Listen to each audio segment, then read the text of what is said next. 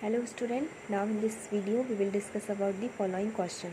Question first is, in a reaction 5.3 gram of sodium carbonate reacted with 6 gram of acetic acid.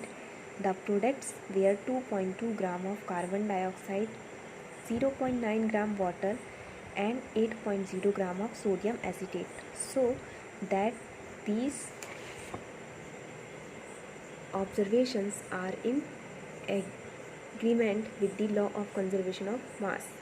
So the reaction is follows: sodium carbonate react with acetic acid and product is from sodium acetate, water and carbon dioxide. In chemical equation, sodium carbonate represent Na2CO3, acetic acid CS3O OH, 1 minute, CS3COOH, and the product is from sodium acetate CS3COONA. यहाँ पे CH3COO किससे react किया?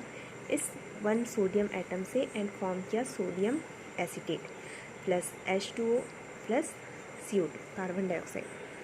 So question में हमें मास दिया हुआ है. The mass of sodium carbonate is 5.3 gram, mass of acetic acid 6 gram, sodium acetate 8.2 gram, mass of water 0.9 gram and mass of carbon dioxide 2.2 gram. So the mass law of conservation of mass कहता है कि मास जो है chemical reaction के में ना ही वो create होता है ना ही destroy. So now the total mass before the reaction, chemical reaction के पहले जो कंपाउंड्स जो रिएक्टेंट्स थे उनका जो मास था sodium carbonate and sodium acetate 5.3 plus 6 is equal to 11.3 gram and total mass after the reaction 8.2 sodium acetate, mass of sodium acetate 8.2 gram, mass of carbon dioxide 2.2 gram and mass of water 0.9 gram. So total mass after the reaction is equal to 11.3 gram. Thus the total mass before the reaction is equal to total mass after the reaction. Hence this is the agreement with the law of conservation of mass. Question second, hydrogen and oxygen combine in the ratio of 1:8 by mass to form water. What mass of oxygen gas would be required to react completely with 3 gram of hydrogen gas? The answer is in water. Ratio क्या है water का? By mass hydrogen and oxygen का जो ratio है 1:8.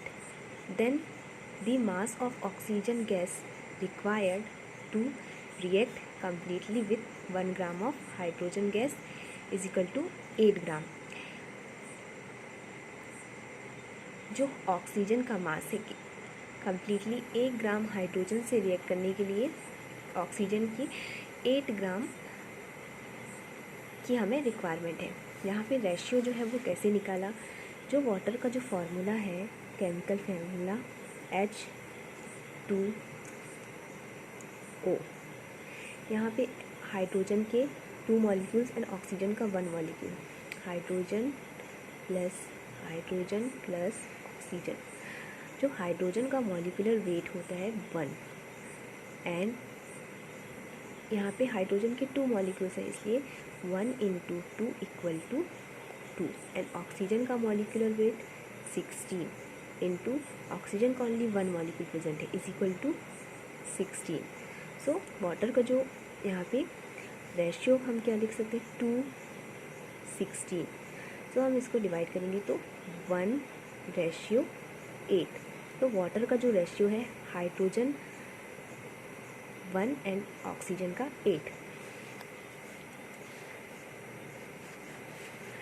सो the mass of oxygen gas required to react completely with 3 gram of hydrogen gas 8 × 3 gram is equal to 24 gram. Question third, which postulate of Dalton's atomic theory is the result of law of conservation of mass?